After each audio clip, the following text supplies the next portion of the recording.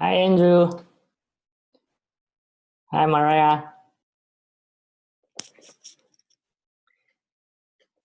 You guys can unmute yourself so we can talk. All right. Okay, now it should be good. Yeah, you are good now. How you guys doing? Good. Are you guys at home or still at school? I went home. Okay.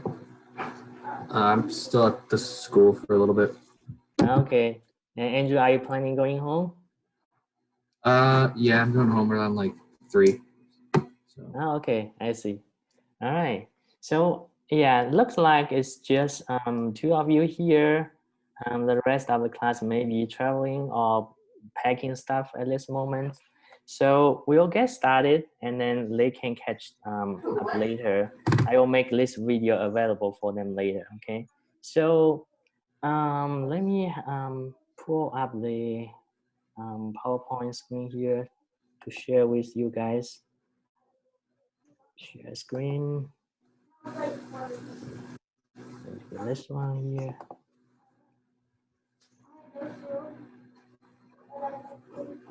All right. So yeah, so as you guys know, this is the link you want to click on to get here. You already did that. For the rest of the class, we will view this later. This is the link they are going to do. Okay. So the one announcement here today is that the homework 7 is due March 25th. Okay. This is assigned on Moodle now. From this point on, we should use Moodle for the homework assignment and also the submission of it. I don't know if you guys have used them before, the system before, but if you go to the Moodle site, let me share the other screen to you. This is what you are going to see on the homework site. So it's going to be this one here. Okay. All right, so this is the usual course website over here. Usually after I upload quite some documents here, you only see some of them. You want to click on the show more here to bring up the full list of the documents already there. So let me see, it should show you on this screen here. Number 7, the last document, that's the homework. Okay, so if you go there, Yes, son. Don't get too excited. We got 2 more rooms. If you go there and then click on homework 7, then you will bring you to this link over here, this web page over here where this assignment is uploaded. Okay. So then it tells you when it's due. It's due in about 7 days here. So you can work on your worksheet. After you have done that, you're going to click on the add submission over here. Okay, then you can upload your file at this place over here. Drag, drop your files over here. Okay. Then after that, you can save. This is how you're going to upload the homework to Moodle at least from this point on. So what we are going to do a little bit differently on homework assignment is I'm going to give you guys again 10 problems to solve. These problems are again from the textbook, the back of textbook, and pretty much the same one, but I changed the numbers a little bit so you don't get the same number as the textbook do. Okay, but yeah, they are from there. Okay, so that's a little bit different from what we have been doing so far. Okay, so this is only homework assignment from this point on. Any questions you guys might have? All right. So then let me go back to the PowerPoint slide. We are going to just switch back and forth here. All right.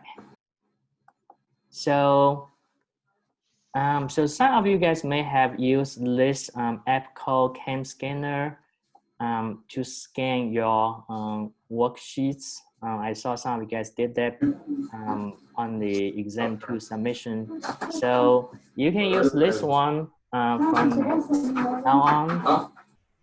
Where are the friends? I don't even think there's room. So, but you can also use the other app. The one I also use another one called Dropbox. It has that function as well. But I think this is the most of the students on campus use right now, called Cam Scanner. You can sign it up for free using the school email. Okay, so just sign up using the school email. It will not charge you anything. I think it says for a certain amount of charge, but if you use .edu school email, then it's free. Okay, so you can do that. You can scan multiple sheets at one time and then convert it into PDF, which would be nice. But otherwise, you can also take pictures and then submit your worksheets on Moodle. Okay, so that's this app here. And then for the next exam and final exams, I think we are going to also be doing the same as the homework submission. So I probably will create a kind of assignment type on Moodle when it comes to the time we will have exams. So then you guys can work on your exams and then submit that way too. So you can also use Cam Scanner if you want. Okay, so that's what we are going to do probably for the exams from this point on. Speaking of exams, so this time you guys did, most of you guys did better than last time compared to exam number 1. So for the average of the class, the average is about 81%. So that's really good. So last time I think we had only about 70%, but there's a jump of 10% on this time. Okay, so that's very good. Keep it up. I think I have submit your midterm grades, so that's what your current grades at this point. But as we go deeper into the semester, I will be throwing out more extra credits. So I expect you guys to have improve on your grades when we get deeper into the semester. Okay, so we will see. Okay, so if you guys keep this up, then you'll have improvement on your grades. Okay, so I have posted the solutions on the Moodle. You can check it on Moodle. Now, because I give you guys 3 different versions of exam, so each of you guys had different version of exam. So actually, I only have. Let's go back to the Moodle side. So go back to the course. So over here, again, you want to click on show more here. So the full solution for version A is uploaded here. For version B and C, so you guys have had pretty much the same problem set, but just different numbers, okay? And then some version or on some of the problems, some of you guys have the SI units for the quantities given. Some of you guys have the foot-pound second unit given, but the work procedure should be the same. You just change numbers. Okay, so for version B and C, I upload the answers in Excel sheet there. If you get a version B or version C, you check your answers over there. Okay, so that's how you want to compare the solutions to your exam 2. Now version A, if you get exam file as exam 2 -1 4710, that's version A. And then if they are labeled as 258, they are version B. Okay, and then if they are labeled 369, they are version C. Okay, so that's those different versions, and then the answers online there you can check. Okay, you guys can let me know if you have any questions on your exam 2, if you still have doubts on the solutions. Okay, so that's on that one. Now let's get back to the lecture PowerPoint slides. Go back over here. All right. Questions you might have on the either the homework or exams at this point? I'd have to look at it, but I don't have any right now. Say that again. I said I'll have to look at it, but I don't think I have any right now. Okay, I see. Yeah. So so during the lecture, whenever you want to talk, you just unmute. I think there's the option says you can raise your hands, but I think during if I'm talking, then a lot of time I wouldn't see that. So whenever you guys want to talk, just unmute yourself and you can talk. Okay, just yell to me. So that's what we are going to do. All right. So let's see. So I think we haven't really had an actual lecture for quite a few weeks due to the spring break and then also this disruption of the outbreak of the coronavirus. So I think it's worthwhile that we do a quick review on what we talked before the break on this chapter. So we'll do a quick review on section 16.1, which we went through just before the break. Okay, so on this chapter, we are dealing with the linear impulse and momentum. So it starts off from Newton's second law, where the net force on the object is equal to the mass times its acceleration. On this equation, you can see the acceleration is defined as time derivative of the velocity, okay? And if you do integration to the left-hand side of this equation over here with respect to t, and then also doing integration of this guy. So basically you move the dt over here to this side, so you will have summation of force times dt equals to mass times derivative of v. So then you do integration to both sides of the equation. So then you have integration of the force, each of the force, and then you're doing summation of each of the force. That's going to be equal to the mass times integration of the velocity from v1 to v2, which means you are doing mv2 minus mv1, okay? And this, on the right-hand side here, this is the change of the momentum of the object, okay? So with that, this is the, on the left-hand side, this is the integration of force with respect to time t. So then this quantity over here will give you the impulse received by the object. That should be equal to the momentum change of the object, okay? So that's basically the linear and momentum principle of linear impulse and momentum. Okay, so the impulse the object receives equals to its momentum change. All right, and then keep in mind, because force is a vector, so then what you have on the left-hand side should give you a vector quantity. Also on the right-hand side, this is a vector quantity because you are doing vectors summation there. All right. So the definition for linear momentum is simply just the mass times the velocity as a vector. It's called linear momentum. We use symbol L for linear momentum. And then that this vector linear momentum has the same direction as the velocity, okay? And the SI unit will be kilograms times meters per second, or if you are using a different unit system like the full pound second system, then it's the slug times foot per second. All right. So the quantity on the left-hand side of the principle of linear impulse and momentum is called impulse. That is equal to integration of force times dt over here. Okay, so this is also a vector quantity. And then this vector should have the same direction as the force that is on the object, okay, because it's equal to integration of force over dt.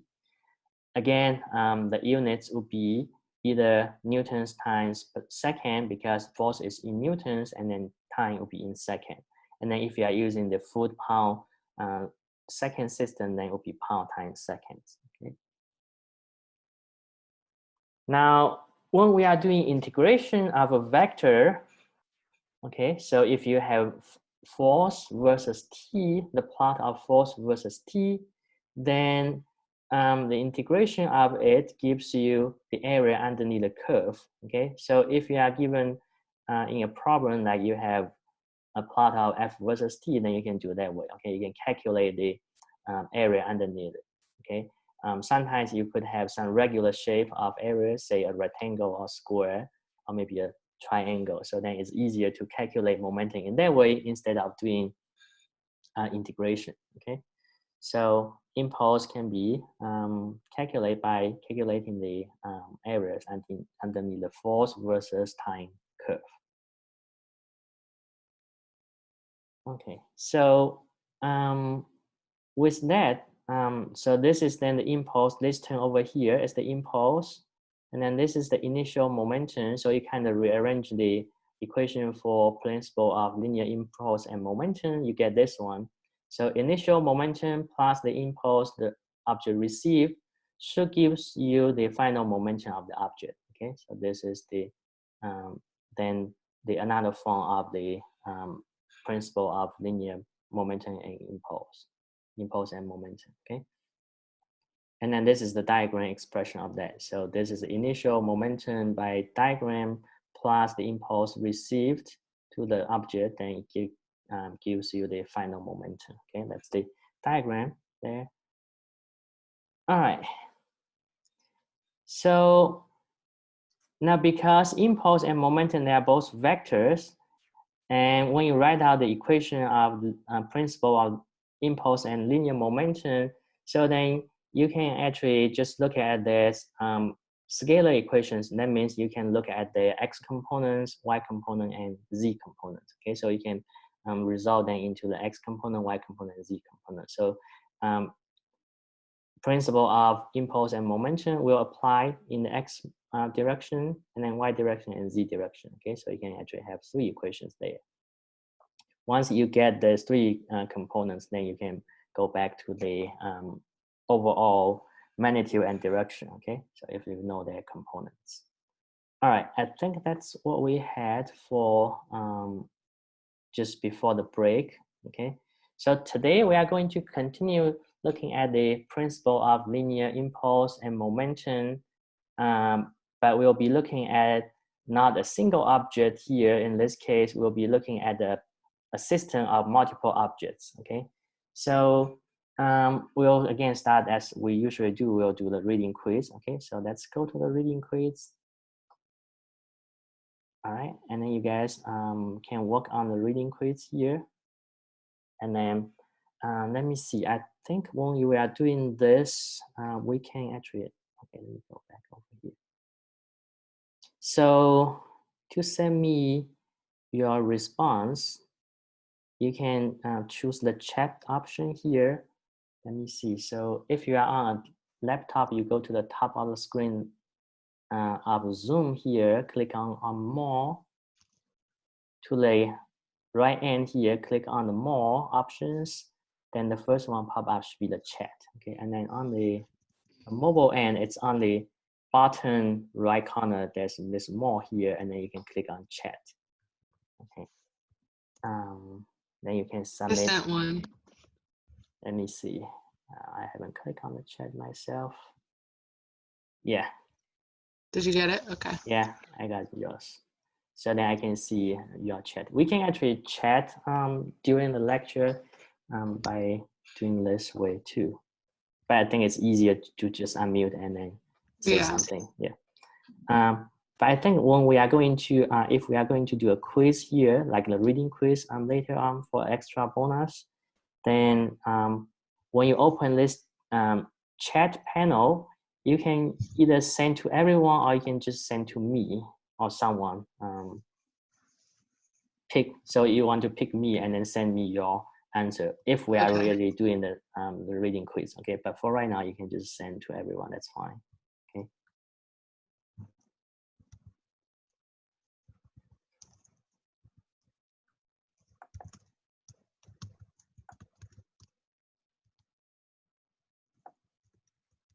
Yeah, I can see you send private to me. Okay.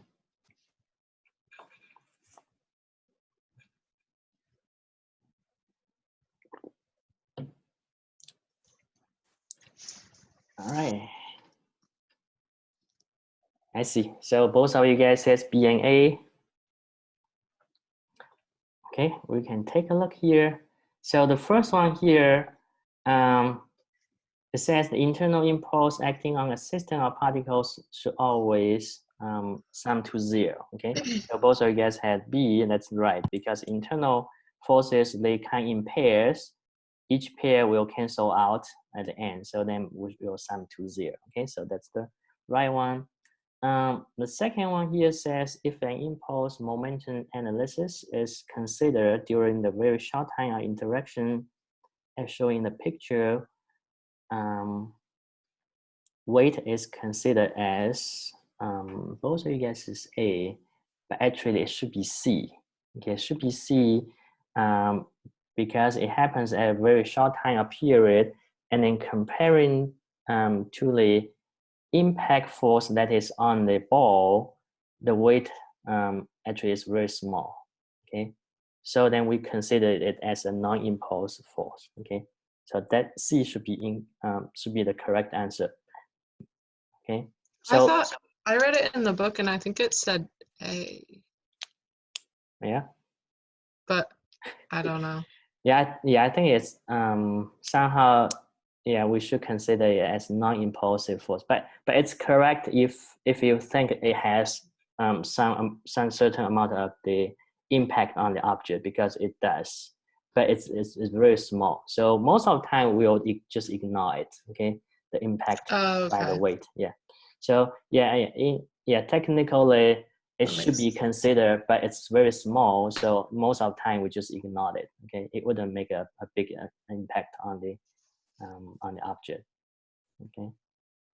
So the most accurate answer on this one should be C. Okay, so B and C. All right. Okay.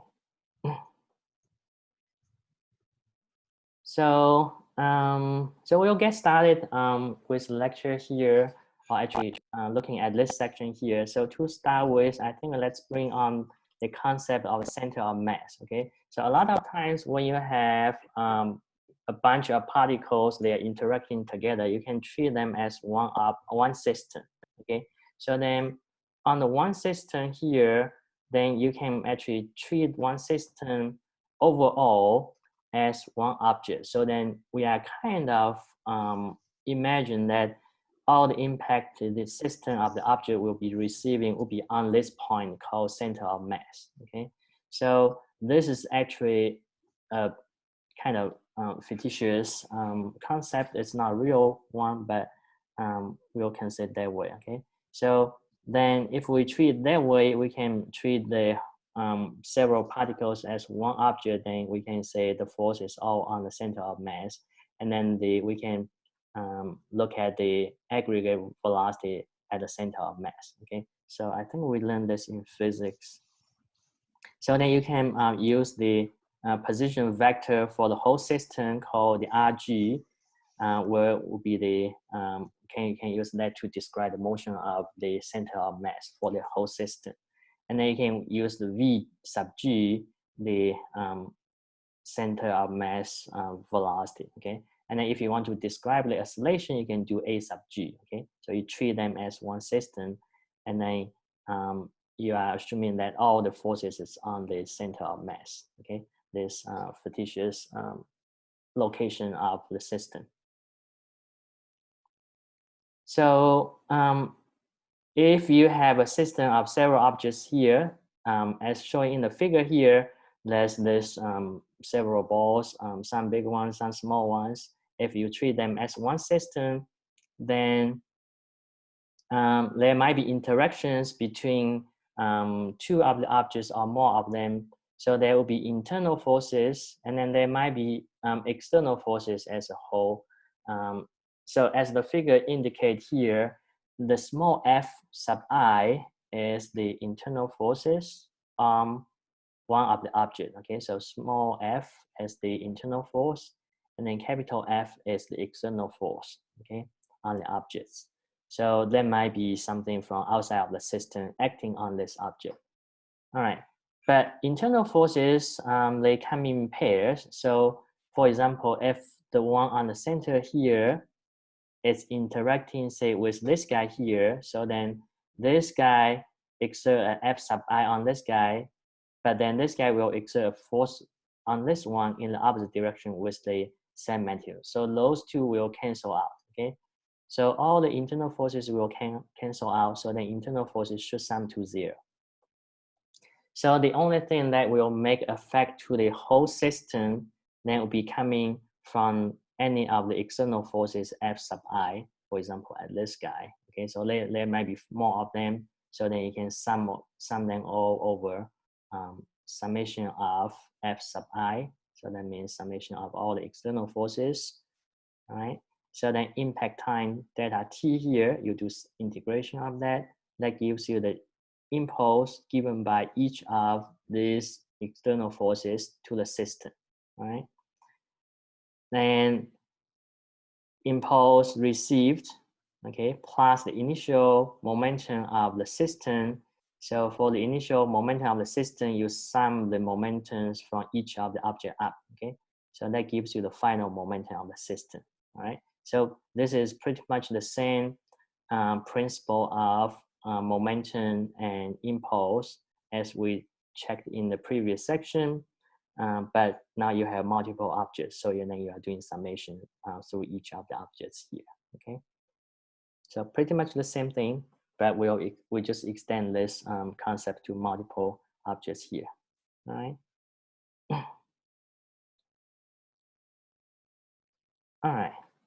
Now that's a special case when you have summation of all the external forces being 0, all right? So then the equation we looked at in the previous slides, this guy here, okay? So if all the external forces sum to 0, then this term disappeared, okay? So then you only have initial momentum summation equals to final momentum summation. All right, so then this equation simplify as this guy here, all right?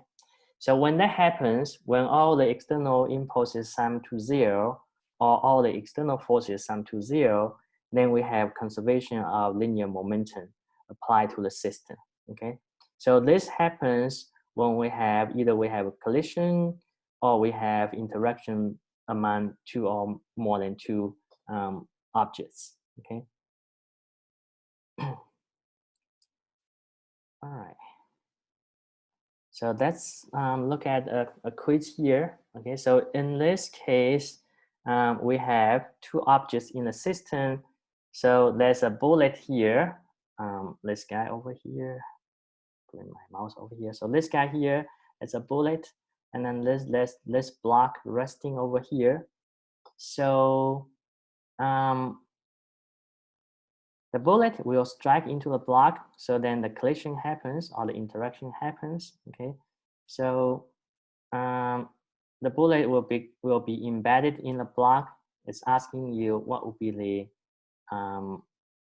velocity of the block after the impact if the bullet has initial of 1200 meters per second as initial velocity. Okay, so you guys can work on this, and then we can take a look at the answer together. Okay, so go ahead and then give it a try here.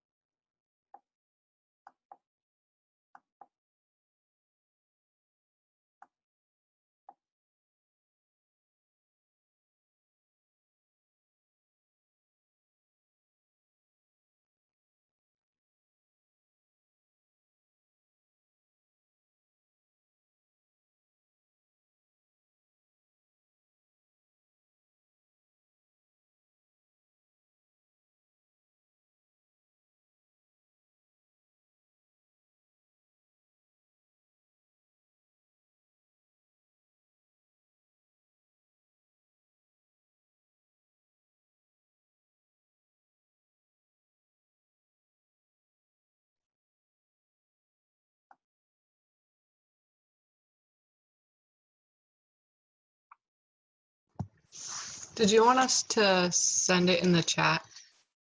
Yeah, I think, yeah, we will do that. That'll be better.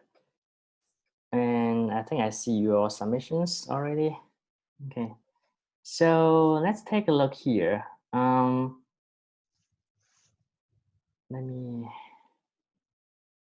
share my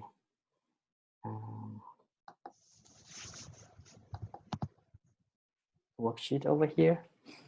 All right, so we have a bullet that has been fired to a block.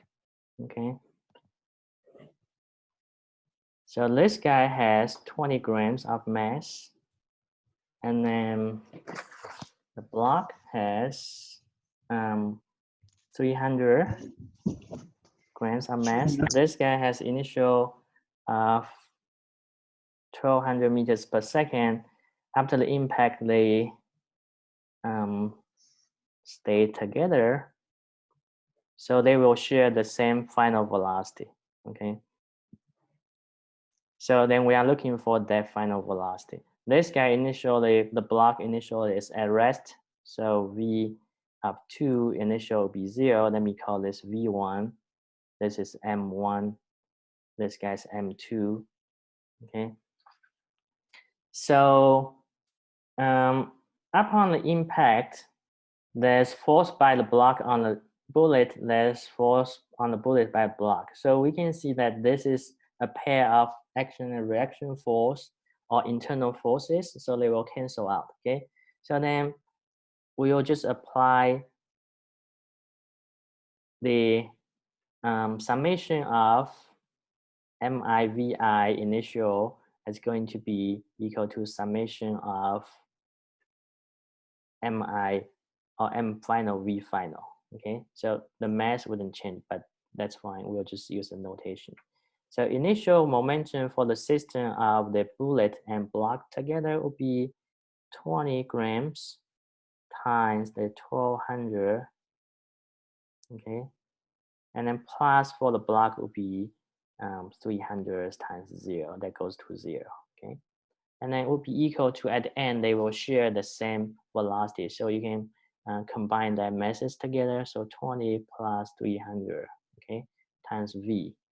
So then this is what you have.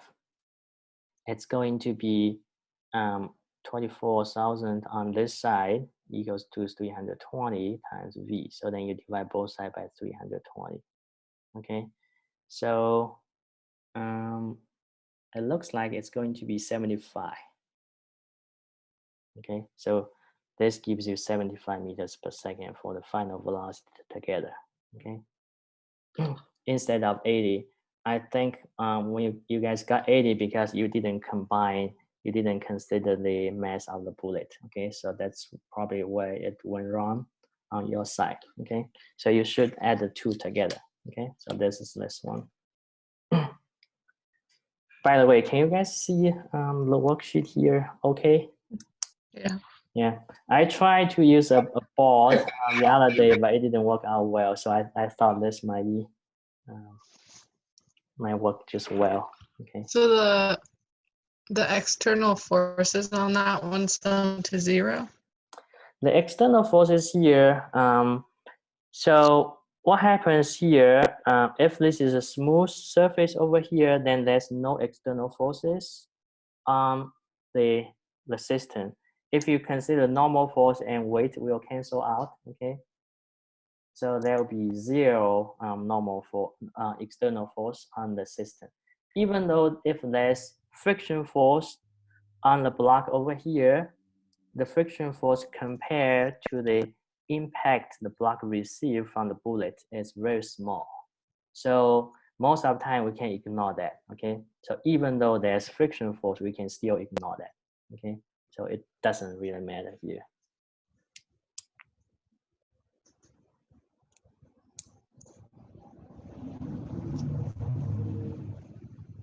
All right.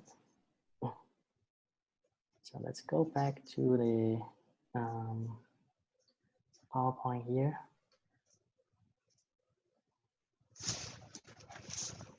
All right, so in this problem, it did say it's a smooth surface, so then there's no external force, okay? But even though if there's smooth, external force, it still doesn't matter, okay? Just keep that in mind. So when we are dealing with collision, a lot of times it wouldn't matter. Okay. All right. So this is this one. Oops. All right. Then we'll look at a couple examples, and then we'll be doing problem solving as we did in regular class. Okay. So example one here, it says, so let's list spring over here. Let's list 2 blocks. This one has an initial velocity. Block B has an initial velocity of 50 meters per second. Collides into block A. The spring attached to block A has a spring constant of 10 kilonewtons per meter. Okay, it's asking you what will be the maximum compression of the spring. All right. So if we are looking at such a problem, we'll see that there's collision happening. Okay. Then there's also after the collision. So if the two come together, stick together, then the whole system will have a velocity going to the left. Okay. So then the whole system will be compressing this spring over here. So there's collision, and then there's after collision, right? So 2 processes here. So if we just consider the collision, we can apply the conservation of momentum, because upon collision, again, so whenever you see a collision, you can apply conservation of momentum, okay? Because then even though there might be small forces by the spring to block A, but compared to the collision, the impact block A received during the collision, that force, external force, should be very small, okay? It should be negligible. So we shouldn't worry about the external force here when the collision happens, okay? So then you can apply conservation of momentum during the collision. Then you can figure out what will be the common velocity of A and B after the collision. Then start from that point on, the whole system is going to compress the spring, okay, to a maximum at a certain point.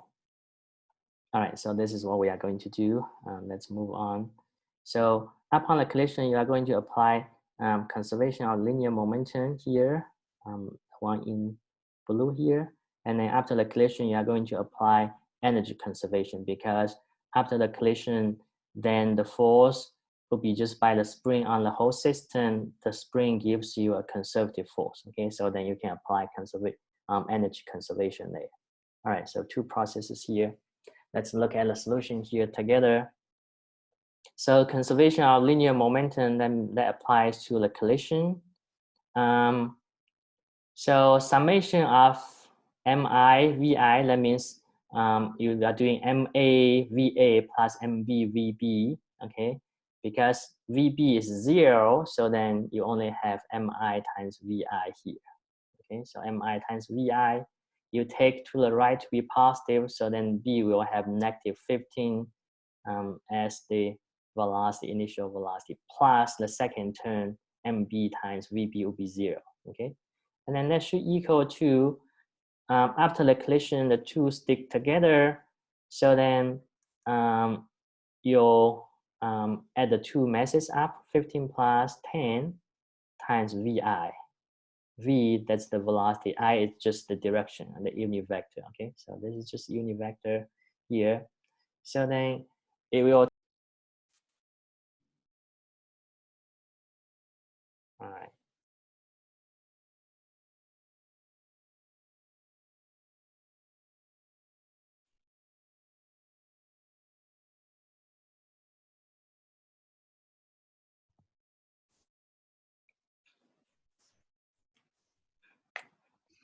All right, I think we were disconnected, but we are back in business here.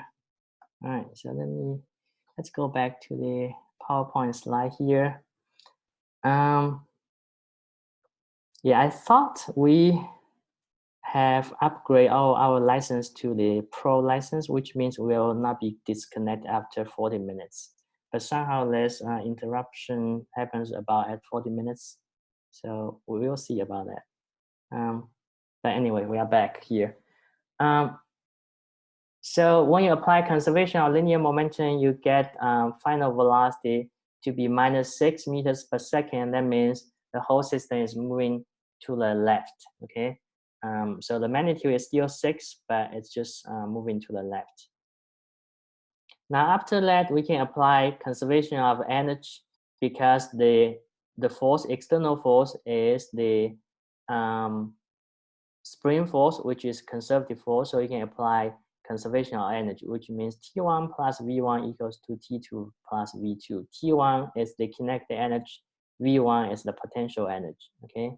So for kinetic energy, it's going to be 1/2 the mass times V squared.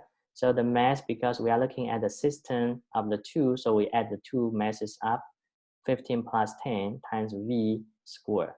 Now for the potential energy V1 here will be 1/2 kx squared. Okay, so x here will be 0, so then this term will be 0. All right. Now T2 plus V2, this is when the spring is being compressed at maximum, which means the block will be having a velocity of 0. When they have 0 velocity, that means they have compressed the spring at maximum. Okay, so then 1/2 m1 plus m2 v2 will be 0. So this is 0 plus 1/2, 0.5, 1/2 is 1/2. K will be the spring constant given times x maximum squared. Okay, and then we are looking for this maximum.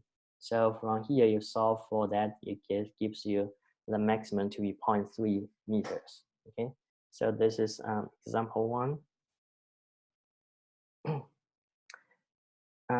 Do you guys have questions on number 1 here?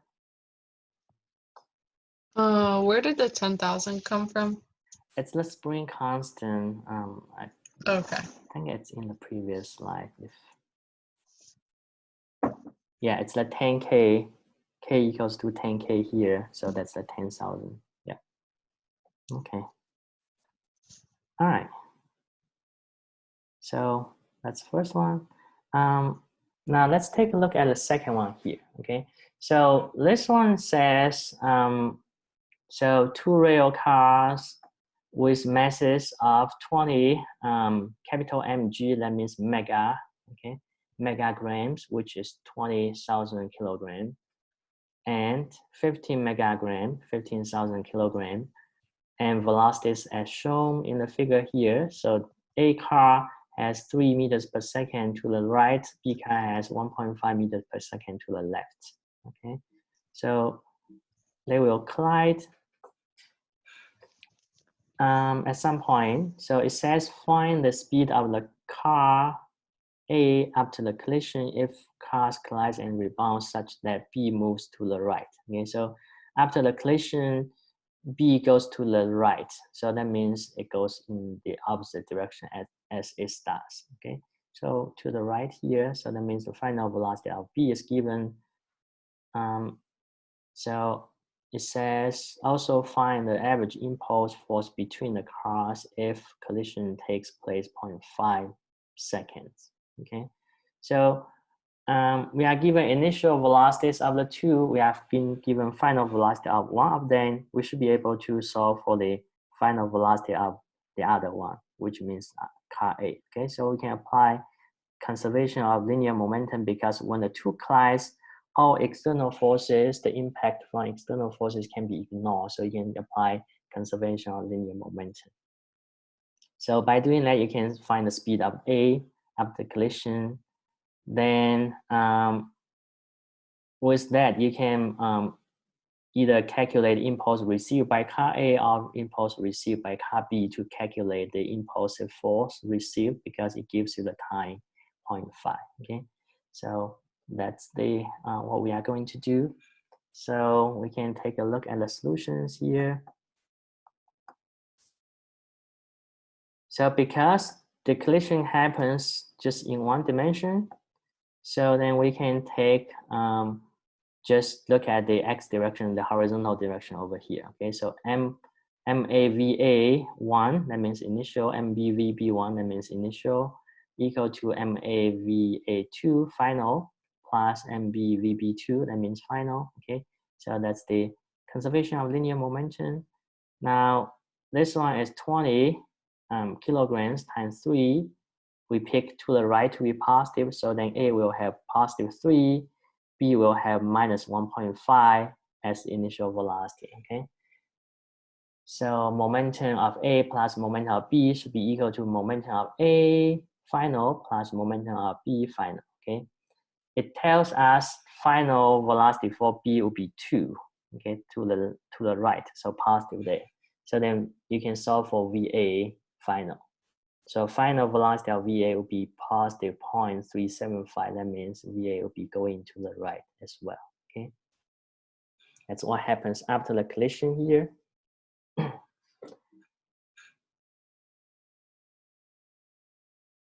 All right.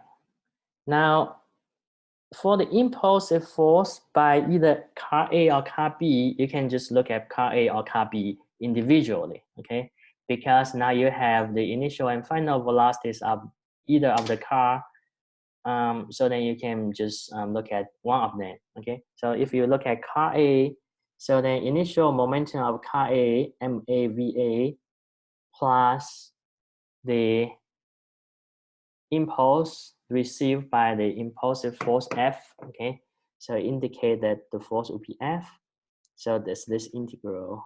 Somehow I cannot move my, okay. Couldn't find my mouse, okay, so over here. So this is the impulse, okay, which will be integration of force times dt.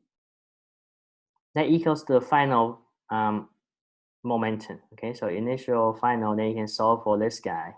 So this guy, the impulse would be equal to 52,500 newtons times meters, okay?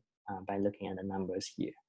Because the force will be to the left, so then this means you are putting a negative sign over here, okay?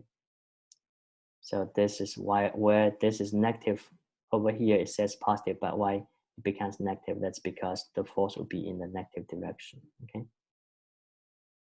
So now if the impact happens during 0.5 seconds, that means the if you do impulse 52,500 divided by 0.5, that will give you the average force, okay? So then average force will be equal to 105 kilonewtons, okay? Questions on this one?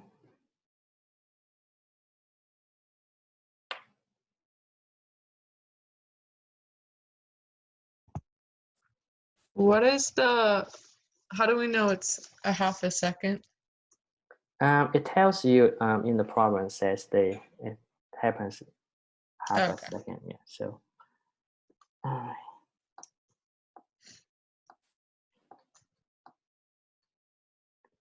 Over there. Okay, so, all right, we have about 10 minutes. You guys get to try this one by yourself, okay?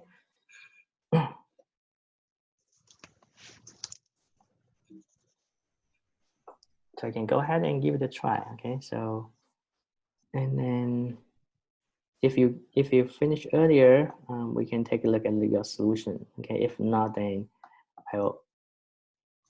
I'll post the solutions at a later time, okay? So give it a try, or let me know if you have any questions.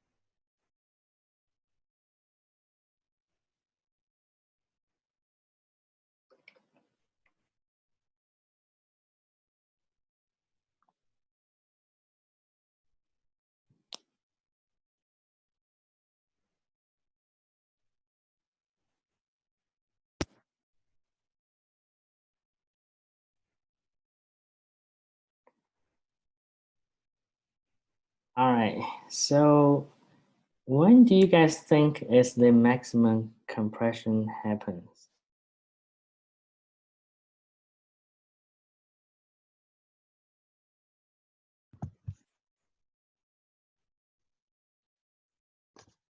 Is that like VB, like the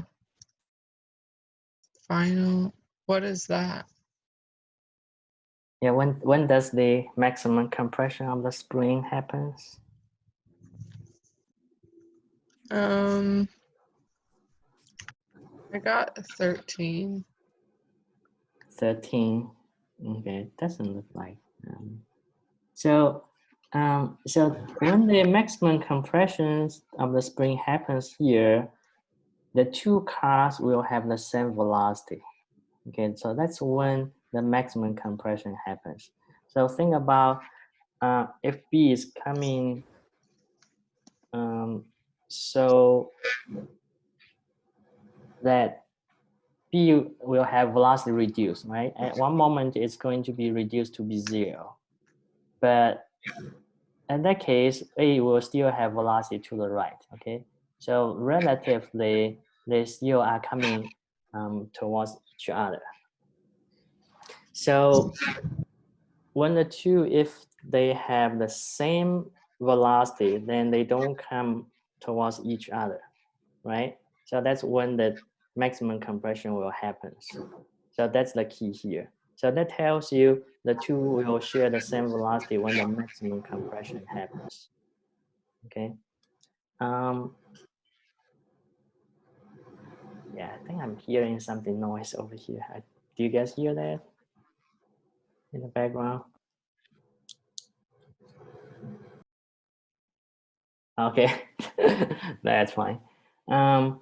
So then we can solve for this common velocity of the two. Okay, so the two will have common velocity. We can apply conservation of linear momentum here, just like what we did before. So the common velocity will be 2.778 when we apply linear conservation of linear momentum. Then after that, we can apply energy conservation. Okay, so basically the T1, or let me write this on the paper here. So T1 plus V1 will be equal to T2 plus V2. Okay, so the V's here are the elastic potential energy from the spring. T1 and T2 are the kinetic energy, so you can solve for that. So T1 will be 1/2 the initial MA times VA initial 1 square plus 1/2 MB VB1 square. Okay. Initially, the spring is not compressed, so that this guy elastic potential will be 0. And then after the compression, you'll have 1/2 MA, the common velocity V2, okay, of the two square, and then plus 1/2 MB V2 square plus 1/2 KS maximum square. Okay. You can plug in the numbers because MB are given, V1, VA1, VB1 are given, and then V2 we solved it earlier for the common velocity would be 2.778 meters per second. This is given. This is the 3 times 10 to the 6, 3 millions. Okay, so then we can solve for this. Okay, so at the end, this should be solved to be 0.4811 meters. Okay, I will post this the solution to this later. Okay, but this is how we do this one. Okay. So for the 2.778, what numbers did you plug in for that? That's the one part that goes to the V2s. Okay. Okay. Yeah. But what numbers, like, where did you get that from? That's from if you are doing MAVA1 plus MBVB1, that should equal to the MA plus MB times V2. Okay, because the two will share the same velocity, final velocity. Okay, that's the first one will apply conservation of linear momentum. Okay, and then this is conservation of energy after that. So this is the during the impact. Okay, on the two collides, it happens now slower, but that's when it happens. Okay. So you get V2 from this equation to be 2.778, and then plug that into the second equation later. Okay, for that. All right. Okay. Any questions other than that? Nope. All right. So then that will be it for today. Okay. So we come back on Friday. Be safe, everyone. Okay. All right. See you later. Bye. Bye.